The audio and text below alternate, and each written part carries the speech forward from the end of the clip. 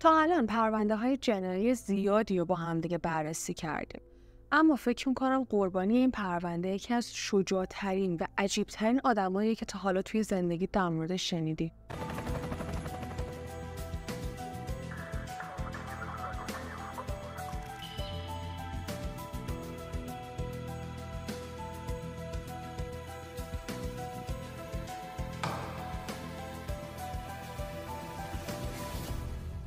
اگه به پرونده‌های جنایی علاقه داری کانال من رو سابسکرایب کن، این ویدیو رو لایک کن و زنگوله رو بزن تا هر وقت ویدیو جدید گذاشتم بتونی ببینیش. میخوام آلیسون بوتا رو بهتون معرفی کنم، دختری که توی سال 1967 در شهر ساحلی الیزابت توی آفریقای جنوبی به دنیا اومد. وقتی خیلی کوچیک بوده مادر و پدرش از همدیگه جدا میشن و مادرش از اون و برادری که ازش 1.5 سال بزرگتر بوده به تنهایی نگهداری میکنه.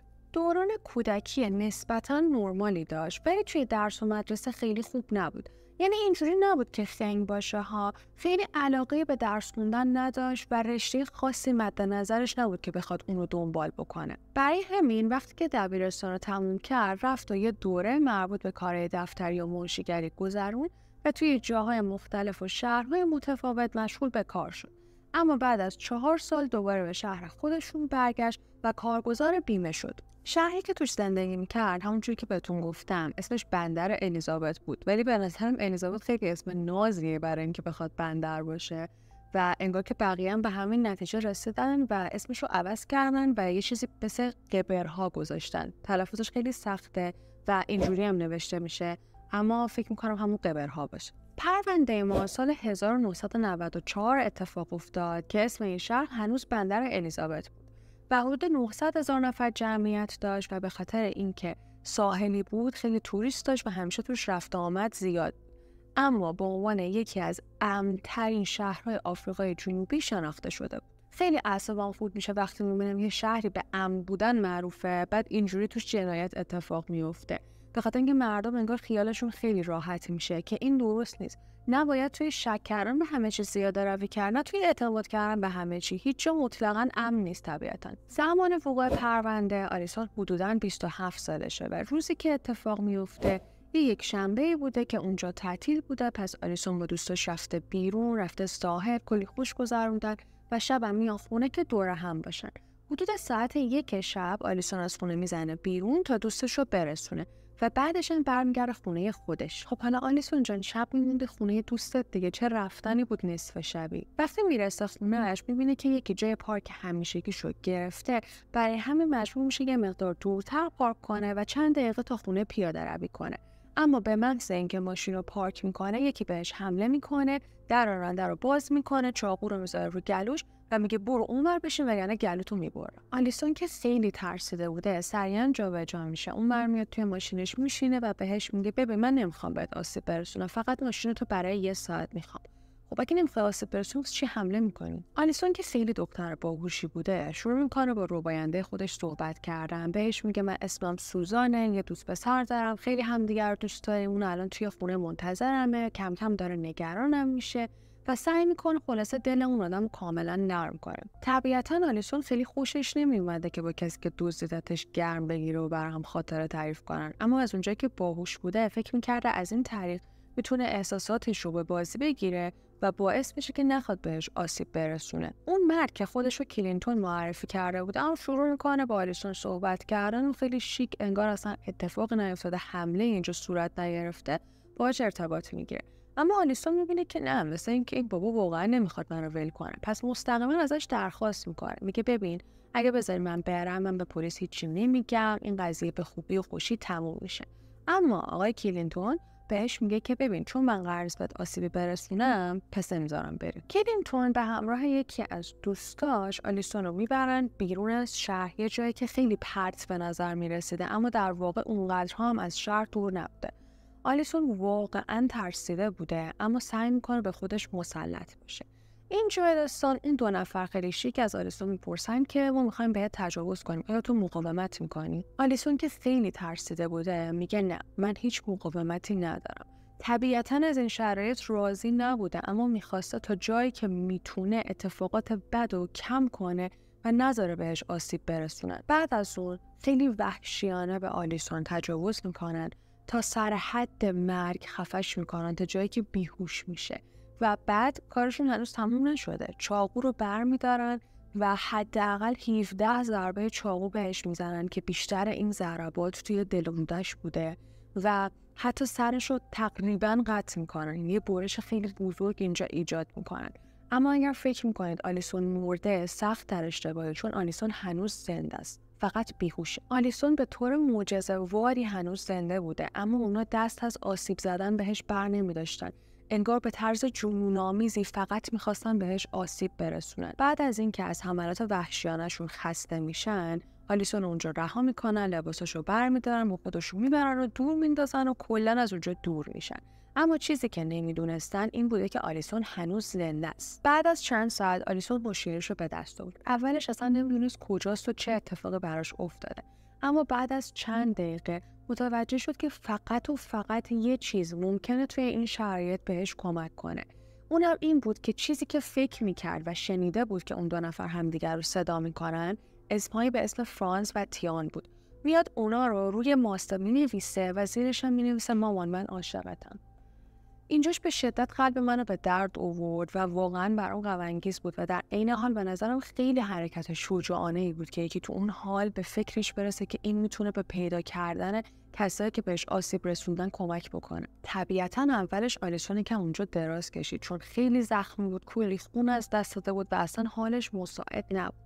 اما بعد متوجه میشه که با یه فاصله خیلی کمی ازش داره نور ماشینا رو میبینه که رد میشن و میفهمه که اگر بتونه خودشو به جاده برسونه، احتمال اینکه نجات پیدا بکنه خیلی بیشتره، وگرنه ممکنه همونجا بمیره. اول سعی میکنه که آروم آروم روی زمین بخزه و به سمت جاده بره، اما میبینه این روند هم خیلی زمان بره، هم خیلی سخت و دردناکه. پس پیش خودش فکر میکنه که باید بلند شم، وایسم که زودتر به جاده برسم.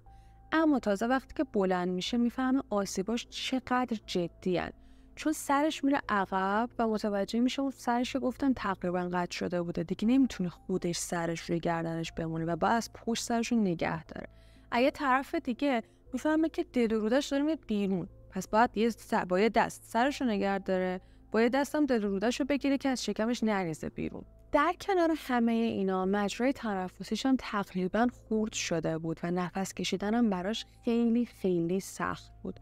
سرگیجه داشت، بدنش به شدت آسیب دیده بود، ولی با این حال باز هم قدم برمی‌داشت تا بتونه خودشو به جاده برسونه و خودشو نجات بده. زمانی که این اتفاقات داشت میافتاد ساعت هولوش 2 خورده‌ای بود و این میتونست ایده خیلی بدی باشه، چون ممکن بود همون کسایی که این بعدا رو سرش آوردن پیداش بکنن و کارشون رو تموم کنن. اما این ریسکی بود که دختر قوی و شجاع پرونده ما تمام و کمال پذیرفتش. بعد از اینکه یه مدت کنار جاده دراز کشیده بوده، یه ماشین میاد و کنارش وای میسته. اما بعد از اینکه چند دقیقه میگذره، آلیسون میبینه که کسی از ماشین پیاده نشد که بیاد کمکش و سعی میکنه با تمام جونی که تو بدنش داره دستشو بیاره بالا و به اون آدم بگه که من اینجام و به کمکت نیاز دارم. اما برعکس عمل میکنه. اون فرد ماشینش رو روشن میکنه و با سرعت از اونجا فرار میکنه. درسته خیلی بیرحمانه به نظر میاد، اما نمیدونم واقعا اگه ما هم جای اون آدم بودیم و یکی رو توی شرایط آلیسون پیدا میکردیم، آیا میموندیم و کمکش میکردیم یا ما هم از اونجا فرار میکردیم؟ بعد از 45 دقیقه طولانی بالاخره یه کمک میرسه. پسری به اسم تیان آلرت به همراه چند تا از دوستاش داشته از اونجا رد میشده که آلیسون رو پیدا میکنه. دیگه آلیسون انقدر حالش بد بوده نمیتونسته حرف بزنه، نمیتونسته شرایطش رو توضیح بده، که البته نیازی هم نبود. کاملا مشخص بوده که با کمک فوری نیاز داره. خوشبختانه یکی از دوستایی که همراه تیام بودن موبایل داشت و اونا تونستن کمک خبر کنن. چرا میگم خوشبختانه؟ چون ما داریم در مورد سال 1994 صحبت میکنیم که خیلی اون موقع موبایل و تلفن همراه نداشتن. یه شانس دیگه هم که آلیسون آورد این بودش که تیان خودش دانشجو دامپزشکی بود و در حدی اطلاعات داشت که بتونه یه سری کمک‌های اولیه رو به آلیسون برسونه. واقعا نمیدونم چرا، اصلا نمیتونم تصور کنم به چه علت 1 ساعت و 45 دقیقه طول کشید تا آمبولانس بیاد و اونا مجبور شدن 4 بار باهاشون تماس بگیرن. آلیسون به قدری حالش بد بود که اصلا نمیتونست حتی هوشیاریش رو حفظ کنه و تیان تمام تلاشش رو کرد که اونو به هوش نگه داره. میدونیم که آلیسون توی حالتی نبود که بخواد صحبت کنه، اما تیان براش که رمزی گذاشته بود که هر دفعه جوابش آره است 1 بار دستش رو فشار بده و دفعه‌ای که جوابش نه 2 بار دستش رو فشار بده. پس اینجوری میتونستن با هم دیگه صحبت کنن و آلیسون میتونست راحت‌تر هوشیار بمونه. کادر درمان کلا انگار توی فاز کمک کردن با آلیسون نبودن، چون حتی راننده‌های آمبولانس خیلی آروم رانندگی میکردن، در حدی که تیان صداش در میاد و بهشون میگه میشه لطفاً سریع‌تر برین، یه نفر اینجا داره میمیره. و خب فکر میکنم بعد از اون سریع‌تر رفتن تا آلیسون رو به بیمارستان برسونن. حالا اگه تا الان فکر میکردن که من دارم در مورد زخم‌های آلیسون اغراق میکنم، آماده باشید تا اینو بشنوید. دکتری که اون شب توی اورژانس بوده که 16 سال بوده کارش همین بوده، میگه زخم‌ها و جراحاتی که آلیسون داشته بدترین زخمایی بوده که تا اون روز دیده. اونایی که تو بیمارستان کار میکنن میدونن این حرف یعنی چی، چون بیمارستان بچه بازی نیستش که هر روز یکی میاد که زخم‌های بدی داره و حالش واقعا بده. کادر بیمارستان واقعا فکر نمی‌کردن که آلیسون بتونه از پسش بر بیاد و زنده بمونه و براشون عین یه معجزه بود که تا همین الانم زنده مونده بوده، چون تیرویدش از وسط نصف شده بود و تمام بدنش زخم بود. اما جالب اینجا بود که با همه سختی‌هایی که این زن قوی کشیده بود، ارگان‌های اصلی بدنش آسیب ندیده بودن. خیلی از قسمت‌های بدن آلیسون بیرون اومده بود، کثیف شده بود، شنی شده بود. پس دکترها و پرستارا باید اونا رو تمیز و ضد عفونی می‌کردن، برمیگردوندن سر جای اصلیشون، که این روند تقریباً 3 ساعت طول کشید و خیلی براشون زحمت داشت، اما تونستن جون آلیسون رو نجات بدن. درسته که جونش رو نجات داده بودن، اما هنوزم خطر عفونت داشت تهدیدش میکرد و ممکن بود سلامتش به خطر بیفته. اما با همه این احوال حافظه این زن قوی خیلی درست کار میکرد و میتونست تمام وقایع رو به یاد بیاره. چرا این تعجب برانگیزه؟ به خاطر اینکه وقتی اتفاق وحشتناک برای شما میفته و روح و روانتون آسیب میبینه، مغز شما میاد و یه کاری میکنه که شما اون اتفاقات رو تا حدودی فراموش کنید و جزئیات رو به یاد نیارین تا بتونید بدون آسیب به زندگیتون ادامه بدید. کمتر از 12 ساعت بعد از جراحی سنگین که آلیسون داشت، تونست با پلیسا صحبت کنه، باهاشون همکاری کنه و کمکشون کنه که اون 2 نفر رو شناسایی کنن. اون 2 نفر اسمشون فرانز دترویت و تیان کروگر بود. جفتشون سابقه تجاوز داشتن و خیلی عجیب تر از اون اینه که زمانی که پرونده آلیسون اتفاق افتاد، یه پرونده باز دیگه هم داشتن برای تجاوز، اما آزاد بودن و توی زندان یا بازداشتگاه به سر نمی‌بردن. آلیسون این 2 نفر رو از بین مظنونی دیگه پرونده شناسایی کرده بود و حتی اسم کوچیکشون پشت عکسشون نوشته بود که بگه آقا من مطمئنم که اینا همون 2 نفرین که منو دزدیدن. اما پلیسا گفتن به خاطر روند قانونی ماجرا خیلی بهتره که آلیسون بتونه به صورت شفاهی اینو اعلام میکنه و خیلی بهتر کمکشون میکنه توی پرونده. متاسفانه برای آلیسون امکان وجود نداشت، به خاطر اینکه مجرای تنفسیش آسیب دیده بود و کلی لوله بهش وصل بود و نمیتونه صحبت بکنه. دکتراش مخالف این بودن که لوله ها ازش جدا بشه، اما وقتی که این قضیه رو با آلیسون مطرح کردن، آلیسون قبول کرد و گفتش که برای چند دقیقه لوله ها رو از من قطع بکنید تا من بتونم به صورت شفاهی اعلام کنم که این 2 نفر چه بلایی سر من آوردن. پس فرانز و تیان به جرم آدمربایی، تجاوز و اقدام به قتل دستگیر شدن و سریعا عکسشون توی رسانه‌ها پخش شد و لقب متجاوزین درنده بهشون اختصاص داده شد. این 2 نفر شوکه شده بودن از اینکه آلیسون هنوز زنده است. پس وقتی که فرانز با پلیس صحبت میکنه، بهشون میگه که ببینید وقتی زنده است یعنی شما همه چیزو میدونید و من دیگه چیزی ندارم که بهتون اعتراف بکنم. به قدری خودشو باخته بود که حتی به تجاوز که 2 هفته پیش به یه زن باردار کرده بود اعتراف میکنه. زمان وقوع این اتفاق فرانز 26 سالشه. پدرش پلیس بوده و توی یه خانواده مسیحی بزرگ شده بوده، اما بچه به شدت شرعی بوده، در حدی که انقدر توی مدرسه آتیش می‌سوزونده که مجبور شدن خونه و محلشون رو عوض کنن. بعد از اونم 2 بار سال نهم میفته و خانواده‌اش ازش قطع امید میکنن و میفرستنش ارتش. وقتی هم از ارتش برمیگرده یه کار توی معدن پیدا میکنه و بعد مدت کوتاهی ازدواج میکنه و صاحب یه دختر میشه. اما از داشتن خانواده راضی نبوده. برای همین از اون شهر میره و به شهری میاد که پرونده توش اتفاق افتاده، یعنی بندر الیزابت. اونجا توی یه فروشگاه لوازم تحریری مشغول به کار میشه، اما بعد از یه مدتی به خاطر اینکه دزدی کرده بوده از اونجا میندازنش بیرون و به زندان میره. بعد از اینکه از زندان بیرون میره توی یه فروشگاه نوشیدنی‌های الکلی غیرقانونی مشغول به کار میشه و اونجاست که با تیان آشنا میشه. بعد از یه مدتی هم دوباره ازدواج میکنه و صاحب یه پسر میشه. اما تیان زمانی که پرونده اتفاق میفته 19 سالش بوده. از بک‌گراند زندگیش بخوام براتون بگم، اینجوری بوده که پدرش وقتی میفهمه مادرش بارداره ترکشون میکنه و بدون پدر بزرگ میشه. مادرش سعی میکنه که دوباره ازدواج بکنه تا از تنهایی در بیاد، ولی یه مردی وارد زندگیش میشه که اذیتش میکنه و ترکشون میکنه و بعد از اون هم با کسی ازدواج میکنه که تیان رو خیلی خیلی اذیت میکرده و در کل تیان بچگی خیلی سختی داشته و تمام این سختی‌ها باعث شده بود که تیان خیلی افسرده بشه و رو به الکل و مواد مخدر بیاره. 29 دسامبر دادگاه اینا شروع میشه. اول میفرستنشون 30 روز برای بازرسی روانی تا مطمئن بشن که داستانشون از چه قراره. پلیس هم از اون طرف تحقیقاتشون رو ادامه میدن، یعنی سعی میکنن از صحنه جرم DNA پیدا کنن و بتونن پرونده رو کامل کنن.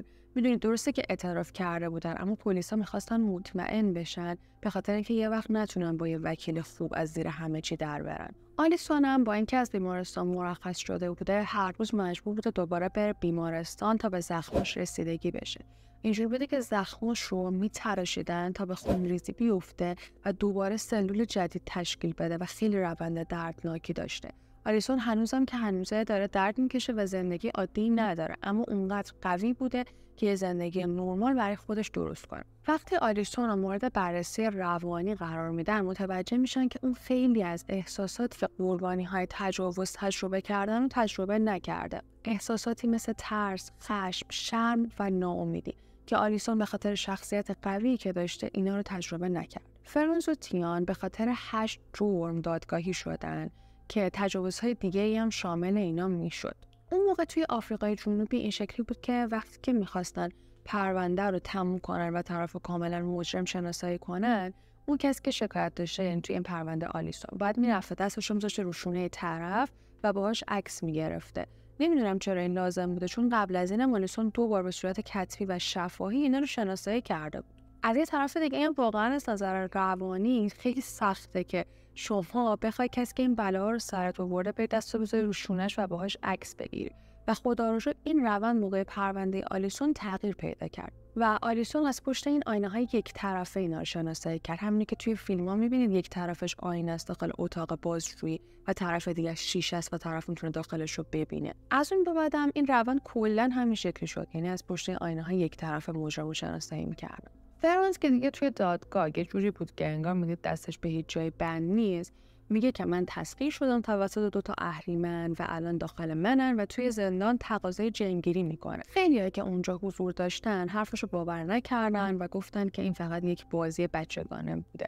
حالا من نمیخوام این وسط قضاوت کنم بگم مثلا روح و جن وجود داره یا نداره و اینا، من فقط راوی این پروندم. بالاخره 7 آگوست 95 حکمشون نهایی شد و فرانس به 150 سال و تیان به 75 سال محکوم شد. توی آفریقای جنوبی اینجوریه که بعد از 13 سال میتونن درخواست آزادی مشروط بدن، یعنی الان 2 نفر میتونن درخواست آزادی مشروط بدن که به نظرم خیلی نامردیه، چون برای جامعه واقعا خطرناکن با این وحشی‌بازی که در آوردن. حالا برسیم به پایان داستان آلیسون. آلیسون الان یه خانم خیلی موفقه و توی کل دنیا سخنرانی‌های انگیزشی انجام میده. آقا این آدمیه که من واقعا میخوام برام سخنرانی‌های انگیزشی بکنه، آدمی که تونسته از پس همه چی بر بیاد و انقدر قوی بوده که بخواد به بقیه آدما هم آموزش بده که چجوری از پس همه چی بر بیان. آلیسون کتاب نوشته، مستند ساخته و کلی به آدمای دیگه کمک کرده و حتی جایزه‌های زیادی هم برده. یکی از کارهای مهمی که آلیسون کرد این بودش که اون موقع خیلی بیشتر از الان صحبت کردن در مورد تجاوز توی ملأ عام تابو حساب می‌شد. و آلیسون این کار رو کرد و برای اولین بار توی ملأ عام در مورد تجاوز صحبت کرد و تونست حقش رو بگیره. نمیدونین چقدر خوشحال شدم وقتی متوجه شدم که 3 سال بعد از اون اتفاق آلیسون ازدواج کرد و سال 2003 اولین بچه‌ش رو و سال 2006 دومین بچه‌ش رو به دنیا آورد و الان یه خانواده خوشحال داره. تیان اون مجرمه نه، اون آدمی که کمک آلیسون کرده بود که نجات پیدا کنه و کنارش بود تا وقتی که آمبولانس بیاد، گفتم که اون موقع دانشجو دامپزشکی بود. بعدش تصمیم میگیره که تبدیل به دکتر انسان‌ها بشه و موقع زایمان آلیسون توی اتاق کنارش بود و به عنوان کمکیار پزشک اونجا حضور داشت. درسته که آلیسون خیلی اتفاقات وحشتناکی رو پشت سر گذاشت، اما انقدر قوی و شجاع بود که هم تونست حق خودش رو بگیره، هم برای خیلیا الگو بشه که حقشون رو بگیرن و حداقل طرف و پای میز محاکمه بکشونن. اول از همه دوست دارم واقعا هیچ جرم و جنایتی توی این دنیا نباشه، اما خب این دست من نیست و این اتفاقا هر روز داره میفته. چیزی که واقعا میخوام اینه که دخترها بتونن از حق خودشون دفاع کنن، چه دخترها چه پسرها، و وقتی که این اتفاق ناگوار براشون میفته خجالت نکشن و کسی باشه که کنارشون باشه، یا اگرم نبود به تنهایی بتونن از خودشون دفاع بکنن. این پرونده واسه من واقعا یه شوک بزرگ بود. تمام اتفاقاتی که آلیسون از سر گذرونده بود و به نظرم از همش بدتر این بودش که مجبور باید دست سرش رو نگه داره، باید دست دیگه دل و رودش رو که بیرون نریزه. خیلی وحشتناکه. اما آلیسون به نظر من چیزی نیست جز یک زن فوق‌العاده قوی. نظر شما در مورد این پرونده چیه؟ به نظرتون آلیسون این قدرت رو از کجا آورده بود که بتونه از پس همه چیز بر بیاد؟ حتما نظرتو برام بنویس. تا ویدیو بعد، خدا